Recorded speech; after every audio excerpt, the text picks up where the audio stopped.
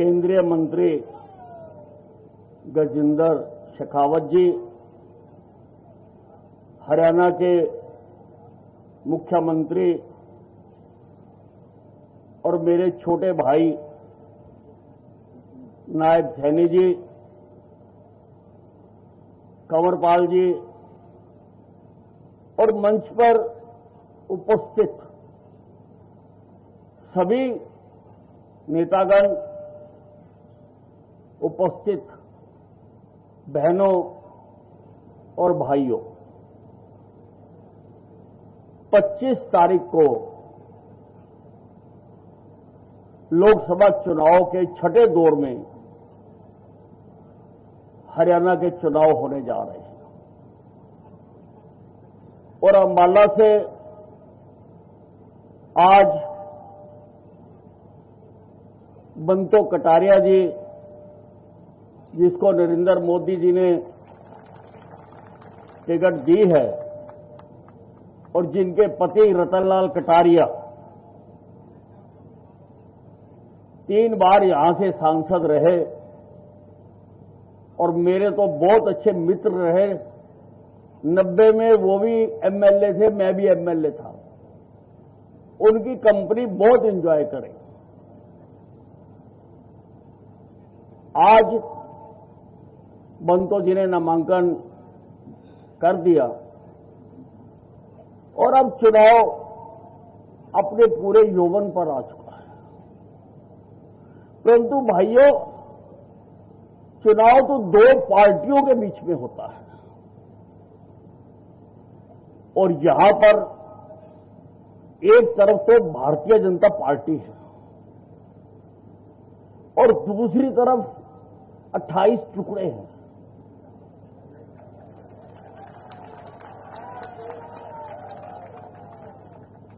ना उनका कोई नेता है, ना उनकी कोई नीति है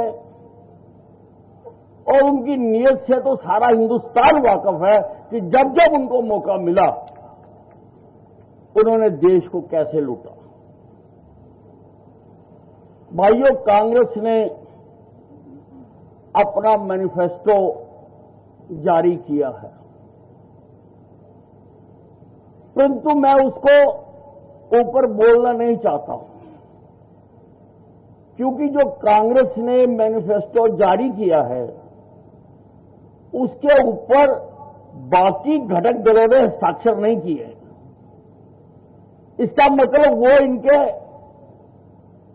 घोषणाओं से, इनकी मैनिफेस्टो से वो सहमत नहीं है और लोकसभा में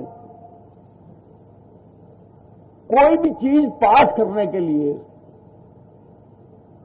तो आधे से ज्यादा तो चाहिए ही होते हैं, 272 चाहिए होते हैं और कांग्रेस के पिछली बार 40 एमपी आए थे।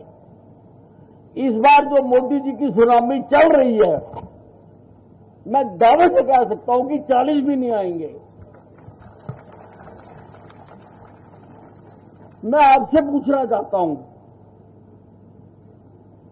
कि जिसके 40 से भी कम सांसद हो, क्या वो लोकसभा में कुछ करके दिखा सकता है? क्या उसके कहने का, बोलने का, जो वो कह रहे कि हम गरीबी खत्म कर देंगे, अरे तेरी दादी ने भी यही कहा था। इंदिरा गांधी ने गरीबी खत्म कर देंगे, गरीबी हटाओ का नारा देकर, हमने देखा वो समय गरीबी हटाओ का नारा देकर 2-3 चुनाव लड़ गए, लेकिन गरीबी खत्म हुई क्या? क्या हो गई गरीबी खत्म? झूठ बोलना, धोखा देना, ये कांग्रेस के, ये गांधी परिवार के खून की तासीर है, तासीर है ये। और उसी प्रकार से अब लोगों को गुमराह कर रहे। और दूसरी बात, जो ये कांग्रेस का शहजादा कल मोदी जी ने एक बहुत बड़ी बात कही। उन्होंने कहा ईश्वर ने जब मुझे बनाया तो मेरे दिमाग में बहुत बड़ा चिप लगा दिया, इसलिए मैं बहुत बड़ा सोचता हूं। तो मैंने सोचा फिर कि जब भगवान ने राहुल गांधी को बनाया तो शायद वो चिप लगाना ही भूल गया। और जिसके चिप ना लगा हुआ हो वो कब किधर चल दे, क्या कह दे, उसकी बात का भरोसा नहीं किया जा सकता। वो बार बार अब तो फेक वीडियोस का भी सहारा ले रहे हैं, आर्टिफिशियल इंटेलिजेंस का। झूठे हमारे नेताओं के, उनको पता है कि उनके नेताओं के आवाज को लोग पसंद नहीं करते, तो हमारे नेताओं की आवाज में वीडियो बनाकर इनके मुख्यमंत्री तक जारी कर रहे हैं, मुख्यमंत्री तक जारी कर रहे हैं। तो फेक पार्टियां फेक वीडियोस का सहारा ले रही हैं, सहारा ले रही हैं। ये बार बार कह रहा है कि भारतीय जनता पार्टी संविधान से छेड़छाड़ कर सकती है, बार बार कह रहा है। मैं इसको बताना चाहता हूं कि कांग्रेस के किसी भी आदमी को संविधान का नाम लेने की हिम्मत नहीं होनी चाहिए, क्योंकि संविधान के साथ जितना खिलवाड़ तेरी दादी ने, इंदिरा गांधी ने और बाकी कांग्रेसियों ने किया, उतना आज तक किसी ने नहीं किया होगा। 25 जून 1975 को संविधान को पैरों तले रौंद के लोगों के मौलिक अधिकारों को खत्म करके 22 महीने के लिए तेरी दादी ने हिंदुस्तान में इमरजेंसी लगा दी थी। बिना किसी कारण के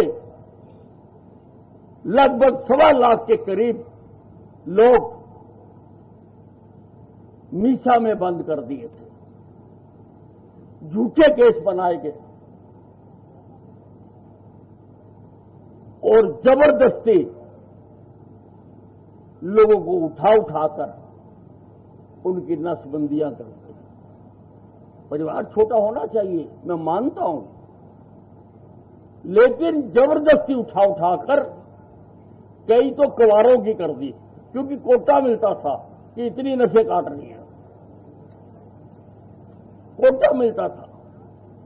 जब मैं रेलवे कॉलोनी में रहता था, मेरे पड़ोस में एक ड्राइवर रहता था, इंदिरा भगत था, इंदिरा भगत। हम जंक्शन की बात करते थे, वो लाठियां लेके मार्शल लड़ने आ जाता था। इमरजेंसी वाले दिन वो ड्यूटी पर जा रहा और ब्रजेंद्र की कोठी के सामने अधिकारियों ने पकड़ के उसके नस लेके उसकी नस काट दी। वो उस दिन से बीजेपी का बगल बन गया। अब हम एक बार जिंदाबाद करते हैं, वो 100 बार करता है। अरे इन लोगों को संविधान पर बोलने की हिम्मत होती है, जिन्होंने संविधान को पैरों तले